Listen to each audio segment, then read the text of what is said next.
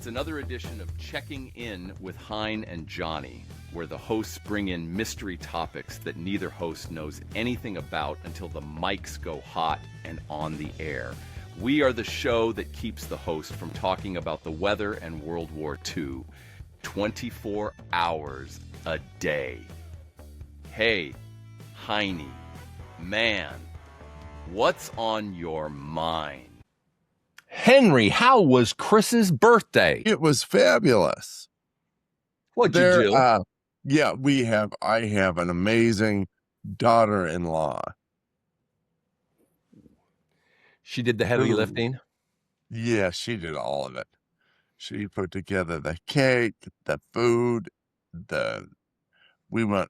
Chris loves to go outside on a picnic for her birthday. Nice. Where was your favorite picnicking place as a child, and where did you picnic with Chris's birthday party? Well, let's start with Church Fork up Mill Creek Canyon. Nice. Yeah. Yes. Love Mill Creek. And that's where she went. That's where we went. It's cool, breezy. And, for me in particular, that was where, do you remember way back in the 70s, there was a man who, he lowered himself into the pit in the outhouses in Milton Canyon and then attempted to take videos. Wow. I hope he received treatment after he was power washed off. He would have had to have received treatment because the smell 40 feet from those latrines is overwhelming. It's gotten me in the habit of, when I go in to sit down, just even a rocket. Holding it until you get home from the camping. Well, no, and I'll throw a big rock in there first. Make sure there's nobody down there. Get the murderers from looking at your sphincter.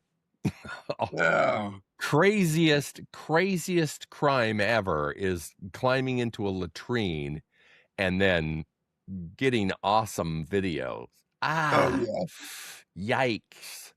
Chris, she has no problem going up in the canyon, even knowing that happened there, that heinous crime. Well, I always think about it. She always thinks that. Everybody does. She looks down. I usually wait till the lights come on. Peek down just to make sure. Use your phone. Don't drop it. Have you ever dropped your phone in a toilet? No. Never? No, I never have. And where do you have? I have dropped my phone in a toilet. If you tell the company that you dropped your phone in a toilet, they will not replace it, even if you have insurance. So here's my tip for the day. If you did drop it into a dookie, if you dropped it on a deuce, do not tell the company that you did, because they will not switch you out. They will say environmental hazard. It's kind of like taking that book into the bathroom. And you read it once in there. Oh, this one's been flagged. Yeah. The technician takes it out of the box and he goes, "Oh, whoa." And he gets his hazmat suit on. They're probably, that would be a job. If you had a job of Cologuard, accepting the Cologuard samples from the boxes sent from all over the world, that would be a job. Because your job would be opening up surprises that would never surprise you. It's the same every time. They have the people who receive your cable box when they'd send it back, they get all kinds of things from guns, underwear, Everything. Right.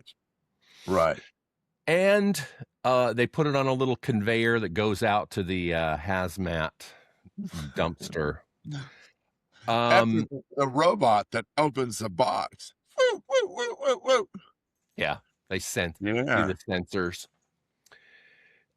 So have you ever been stopped and strip searched at the airport for letting off the alarm for any reason at all? Not this week. No.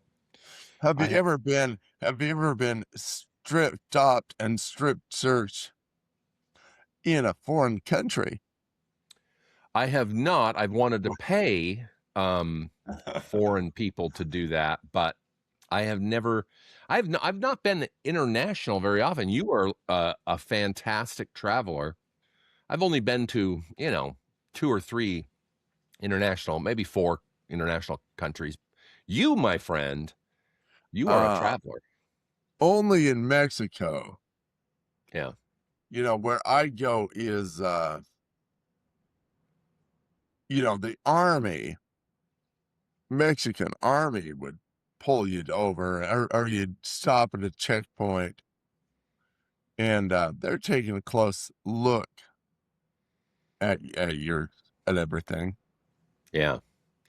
And then after, when they're kind of done, they say, "Hey, por favor, could you run into town and get us a couple of Cokes?" We're so hot and thirsty. Well, they are. Yeah, they're out It's in the middle of nowhere. Yeah. If you don't have any guns or swords in your car, they want you to get them some hydration. Yeah. I do have specific memories of going to Mexico, in that the water's so dirty in Acapulco that you're not allowed to go in it anymore. It's so bad. And the dudes with AK-47s are a teeny bit unnerving when I'm on vacation in Mexico. Not that it would keep me from enjoying my time there, but it would keep me from going back for sure. Yeah. War zones are not the most relaxing spots. I always like it when the soldiers are sitting on their rifles with the barrels in the ground. Don't use them very. They're not used. Basic training had to be a little sketch there. This is not the fantastic movie from World War II with basic training at all. Well, yeah, right. Where's the guy yelling at him? Get your gun out of the mud, Private Senor Private Rodriguez. Yeah, he is not. They're not. They're not. They are absolutely not. We want to give you a where did you go for Chris's big picnic? Was it to Mill Creek Canyon? Church Fork. Nice. Canyon. And was it the same? Was that your favorite picnicking spot as a child? As a child, where did I picnic? Probably as a child, my favorite picnic spot was Hogle Zoo or Lagoon. Probably Hogle Zoo. Yeah, loved Hogle Zoo. Yes. Loved it. The lion that is a drinking fountain. Absolute classic. A must see, and you have to take a photo there. And the liger, I enjoyed the stuffed liger that they had. You didn't you don't remember it when it was alive? No, I guess that was, I mean, yeah, when I went in, with the big cat, you went right behind the drinking fountain. Yeah. And in there were all the big cats in like in jail, not Yeah. in the natural environment, just No, behind tiny. bars. Yeah. And Shasta the liger was one of them. Love it. Great memories. Hogle Zoo And is a then party. Napoleon Dynamite started drawing it. Yeah. The liger. He's a classic. A mystical. It was so animal. mystical. They put it in the movies. Yes. I wanted to get everybody excited because in 4 weeks will be our semi-annual Heine Awards. Which it comes up faster than I realize because time goes very fast for me now that I'm old. Time flies. So we will be discussing our favorite books, movies, music, the inventions we are interested in, what all of our family wanted you to be, the award for the best thing that your parents wanted you to become, and what the number one award for what helped you get over your psychotic personality disorder. So it'll be a packed Heine Awards this year. I mean, it's the psychotic award. I can't. It's a teaser. I can't tell you your answer yet. It's good though. Psychotic behavior. People are gonna love to hear. What? So, were you ever question for my analysts? And how often have you used a psychiatrist? Does it look like I use a psychiatrist? They wish they could get their hands on me. Yeah, I'm not paying $300 an hour for nobody to tell me. And how do you feel about that, Johnny? How do you feel about that? I hear there's lots of fires in your neighborhood. Are you having to hit them with a broom to keep them from? They're not that close. Okay. They're a little further make sure. South. Yeah. I just wanted to find out, make sure you're safe. Yeah, but it's a long, hot weekend ahead of us. Ooh, really? And anything can spring up. Yeah. Be careful. When you are using your Zippo lighter, make sure you have closed the lid and placed it in a safe container. What is the strangest way you've ever started a fire? I would say that using the strangest thing now is these new inventions that they have, which I did not ever have before. So it would be the strangest. There are camping things that are just a tiny little brick, and all you do is just one end of it, you strap on to you use a strap on, and you put it around the wood log, and all you do is pull the other end. You just hit it with your flashlight. You hit it with your flashlight, and once you pull, it bursts into flames and lights any fire anywhere. It's insane. It smells like, remember smoke bombs when we were little? The smell of smoke bombs. It smells like that.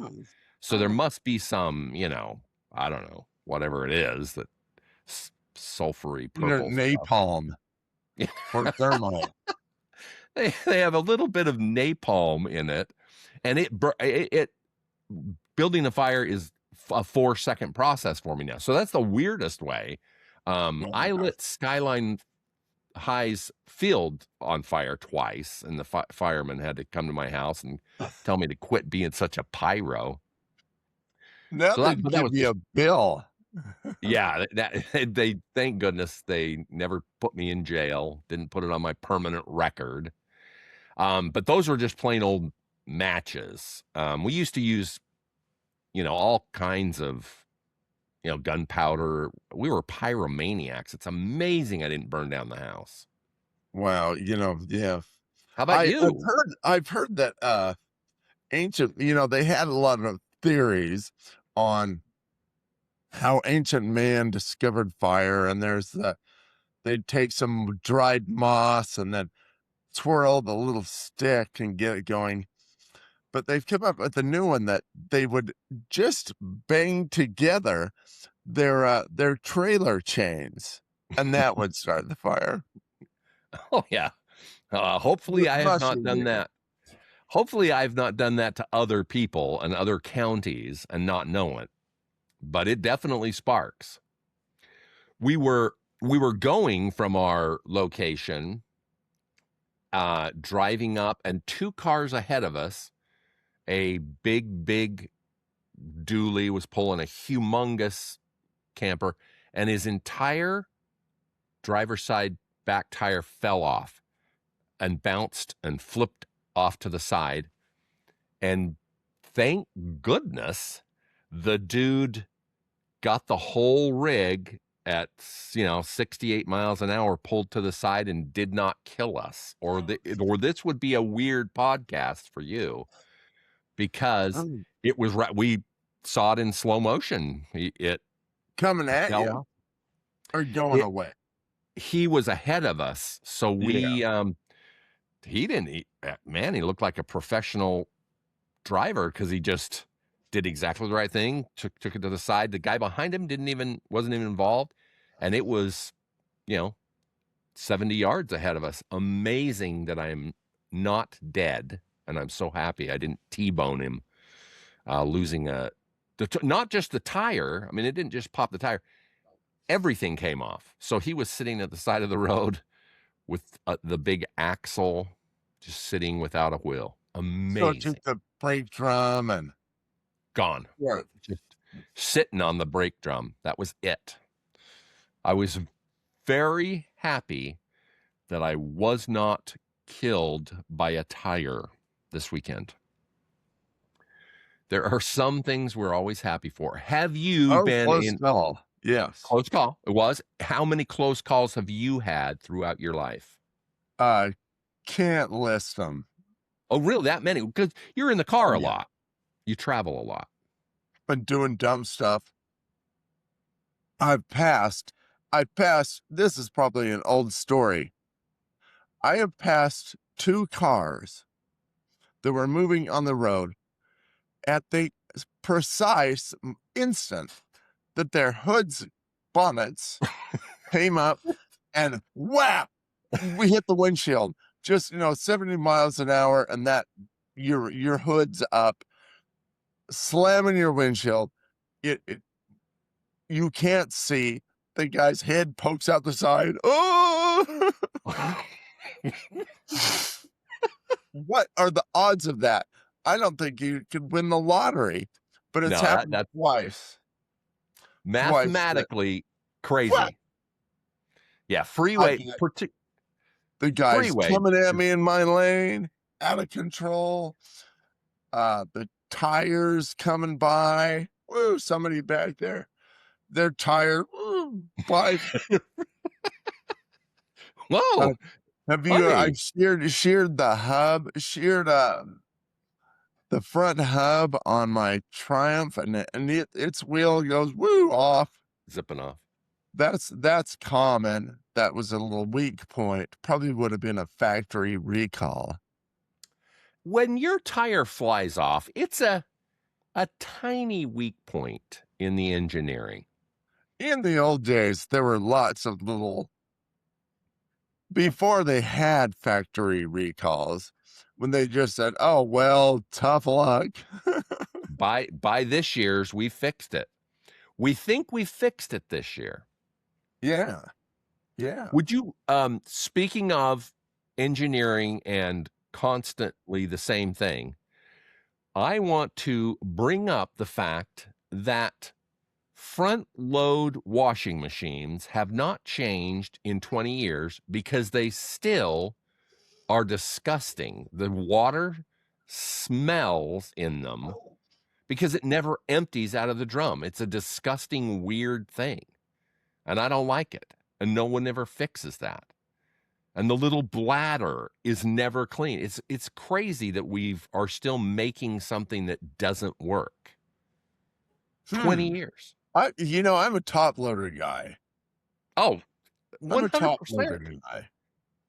Because the whole thing drains and it actually moves your clothes around. An interesting, really fascinating fact is that in the movie The Trip, starring Peter Fonda,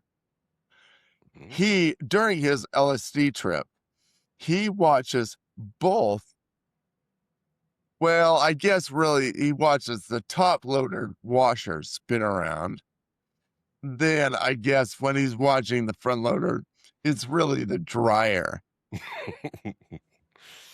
It's when he really freaks out and says, "We gotta get out of here." So I guess either style is equally enchanting to watch. When you're on LSD, when you're microdosing, either It's one a will beautiful do. thing. It's facts like that. It's little tidbits like that that have us in the top 1% of podcasts. They emailed me and said there are 250 million podcasts that exist. And 250 million. That means almost everybody in the U.S. is doing one. Yes, which is true. But only 485,000 ever make it to 100 episodes. So, and they said specifically, because of how long we have been on, we're in the top 1% of podcasts that have ever existed. Congrats, Heine. That will be a Heine Award. It's really kudos to you for that monumental achievement. No, it's all the Heine Award we give out in 4 weeks will be to you, because without you, I would never stick with this. You are the heart and soul of this. Would not be any fun if you weren't willing to waste a bunch of your life unnecessarily, ruin part of your Saturday. So congrats, namaste. Thank you for sticking with it. Thank you, Johnny. And you know what? With all those episodes and all those listeners, you know what? I will let you off the hook. And we'll never have to do another episode. And you can catch up on your lost sleep, lost episodes of Gilligan's Island. Just as soon as somebody takes this unopened, sealed copy of Big Ones. It didn't sell. Nobody's wanted it. It didn't sell. I'm staring down a $5 loss. $5 just woof out the door. You know, anyone who wants a copy of Mama's Big Ones. So what you're saying is, if any one of our Vietnamese fans wants a copy of the Big Ones, then that will be it. We will stop it. Well, I'm going to edit this part out because I don't want them. We'll rethink that when it happens. I was thinking about Mama Cass. I believe there is a chance that had they put the photo of her Big Ones, it would have sold vastly more. I mean, that's just marketing. I'm always thinking merchandising. When they were doing the cover photo shoot and said, okay, why don't you just go ahead and drop the top? She apparently would not do it. She has integrity. She's like us. We have never shown our boobies. We have Yes. never made the booby debut.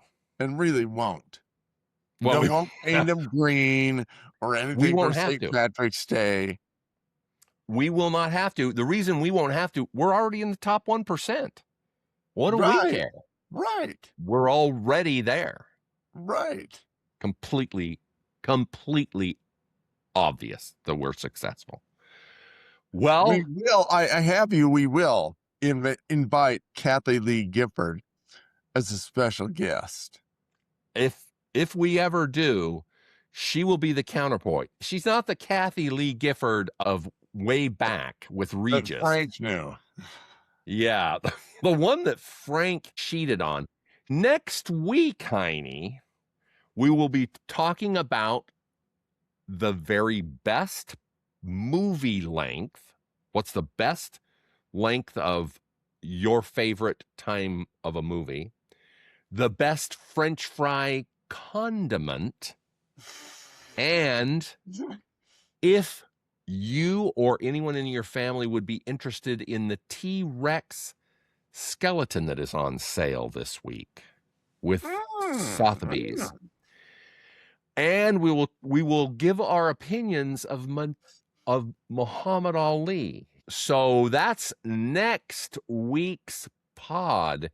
And of course, in 4 weeks, it's the beloved and cherished semi-annual Heine Awards. I will confess to the driver of that mini pickup I hit back in 87, and he let me go with the warning. I was checking out the blonde next to me when I drilled it.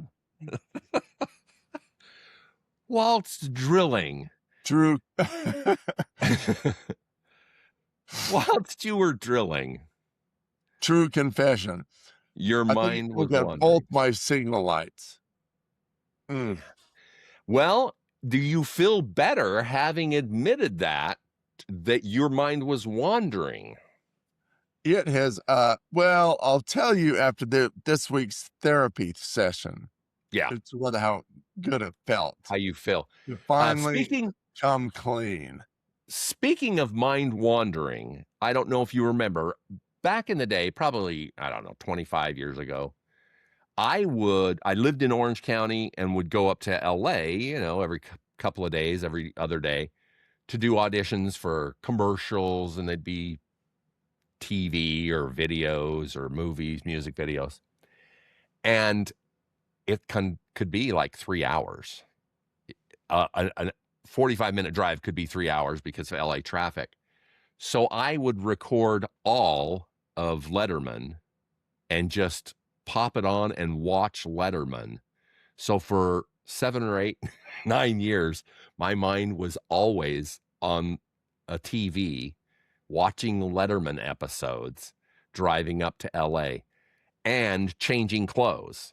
So I would be watching Letterman, changing my clothes in freeway traffic, and thank goodness no one ever died. So that's my distracted driving confession.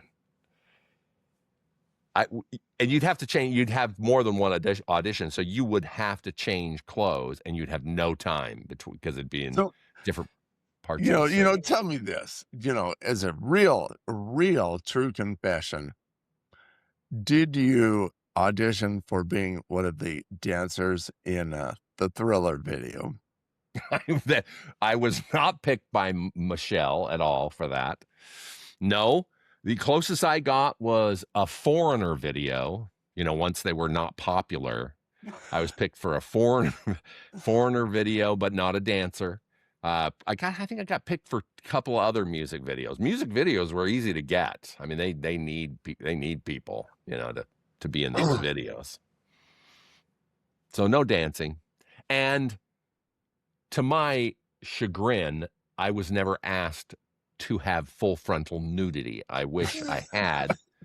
At the time, I wish. Now, looking back, I wish, because that would have been a 25-year-old body flashing people on. The time capsule. And one more thing about the crazy thing about the auditions. So, because I was always doing them, my agent said, "Oh, does your son want to do auditions?" And so I would take him on auditions for him as well. So we went in for an audition for him for Pepsi. Unfortunately for Daddy, the Aerosmith Love in an Elevator audition was being next door. So they were scantily clad while my little son was practicing the Pepsi commercial lines when Shaq Love in said, an elevator. yes. And I could hear the people say, "Are you comfortable removing your clothes for this audition?" I could hear that I'm like, oh my gosh. Was Harvey Weinstein in there? My sweet 7-year-old son, cherub-faced, has absolutely not lost any of his chunkiness. He was right there. He probably remembers that always. I would have never left. Oh my heck. There were, of course, there had to have been, 40 in the hallway. And while we're sitting, more, they're just coming in and out. Love it. And we're not talking about Wisconsin 10. These were not Wisconsin 10s. These were Los Angeles 10. So these were surgically improved humans in their, probably 19 to 20 years old. I was such a good dad. Oh, mwah. Made it the man he is today. It's amazing that he is a fantastic dude. My kids, there's seems impossible because I was a horrible dad. They are both decent humans. Excellent. Go figure. Well, until next week, Heine. Bye-bye. Adios. Thanks for listening to Checking In with Hein and Johnny. You can follow all things Hein and Johnny by subscribing to Checking In with Hein and Johnny anywhere you listen to podcasts. Checking In with Heine and Johnny is sponsored by Conveyors and Equipment. They supply, design, and service all types of conveyors, belting, and material handling equipment since 1972. With 3 locations to serve you, Salt Lake City, Albuquerque, and El Paso. Find them on the web at conveyequip.com. That's ConveyeEquuip.com.